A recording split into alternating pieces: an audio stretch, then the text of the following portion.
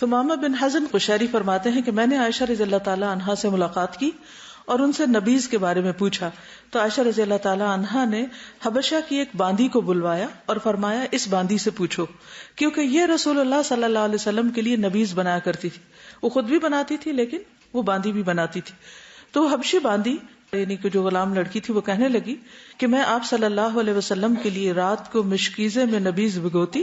اور اس کا منہ باندھ کر اسے لٹکا دیا کرتی تھی، تو جب صبح ہوتی تو آپ اس میں سے پی لیتے تھے.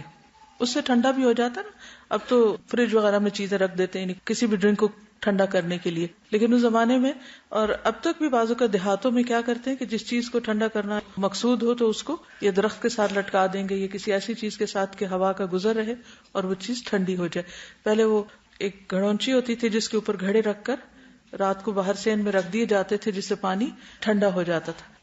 اور نبیذ آپ کو معلوم ہے نا، پانی میں کھجور بھگو دینا اور اس پانی کو پینا ہے. اس میں کھجور بھی یا تو آپ شیک کر لیں یا ویسے ہی اس کو گھول لیں.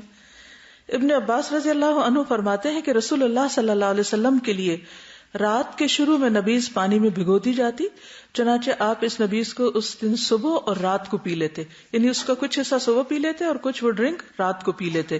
پھر اگلے دن اور پھر تیسری رات کو، پھر دن میں عصر تک، اور اگر پھر بھی کچھ بچ جاتی تو اپنے خادم کو پلا دیتے یا آپ اسے بہا دینے کا حکم دیتے، یعنی اس کو رکھے نہیں رکھتے تھے کیونکہ اس کے اندر نشہ پیدا ہو جاتا ہے. پھر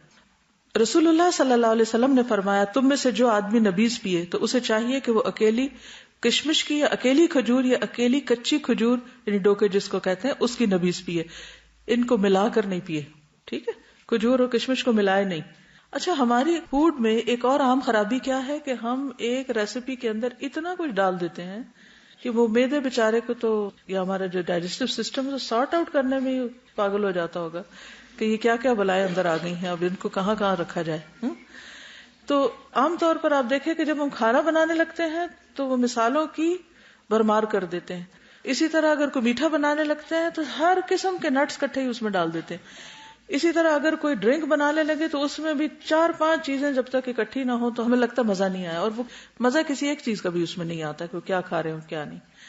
تو اس میں سنگل فوڈ کا جو کانسیپٹ ہے یہ نبی صلی اللہ علیہ وسلم کے ہاں بہت عام ہے. اگر آپ دیکھیں تو سنگل فوڈ یعنی اس میں 2-3-4 چیزیں اکٹھی نہیں کی جاتی. اگر آپ کو کوئی بھی ڈائجسٹو پرابلم ہے تو آپ اپنی فوڈ کو تھوڑا سا اسی پیٹرن پر لے آئے تو آپ دیکھیں گے کہ معدے کے وہ جو جلن اور اس کے بہت سے مسائل حل ہو جائیں گے جن کو عام طور پر ہم ڈائجسٹو ٹیبلٹس لے کے حل کرتے رہتے ہیں، جو کہ اور زیادہ مرض کو ایک طرح سے انکریز کرتے رہتے ہیں، بڑھاتے رہتے ہیں.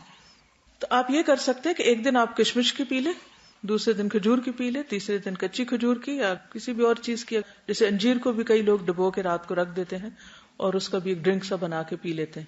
تو وہ بھی آپ کر سکتے ہیں. لیکن انجیر کھجور ہر چیز کو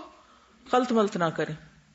اور ایک وجہ اس کی یہ بھی بتائی گئی کہ ان کو ملانے سے جلدی سکر پیدا ہو جاتا ہے، یعنی پھر وہ 2 دن تک نہیں چلے گا، ایک دن میں ہی یا ایک ٹائم پر ہی ختم کرنا پڑے گا، کیونکہ شاید ان کا آپس میں کیمیکل ریاکشن اس طرح کے ہوتے ہوں گے جو صحت کے لیے پھر نقصان دہ ہو جاتے ہیں.